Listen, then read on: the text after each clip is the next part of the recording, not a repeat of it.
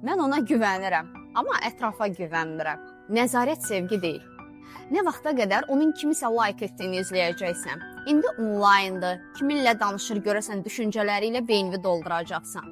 Bu əslində sevgi deyil və davamlı nəzarət etdiyin zaman onu yox, özünü yormuş olursan. Niyə özünüzü bu hala salırsınız qızlar? Bir kişini nəzarətdə saxlamağa çalışmaq, qumu ovucunda sıxıb saxlamaq kimidir. Nə qədər bərk sıxacaqsansa, o qədər sürətlə barmaqlarının arasından axıb gedəcək. Güvənsizlik yaşayan insanlar çox zaman bu sözü deyir. Mən ona güvənirəm, amma ətrafa güvənmirəm. Bu isə əlbəttə ki, bir yalandır.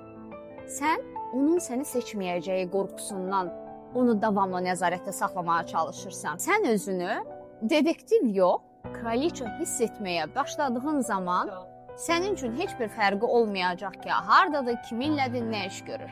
Çünki onun da sənə kraliça kimi davranacağından əminsən. Çünki biləcəksən ki, itirən sən yox, odur. Kimlər keçmişdə detektivlik eləyib? Gəlin rəylərə yazın, bunu bir yerdə müzakirə eləyək.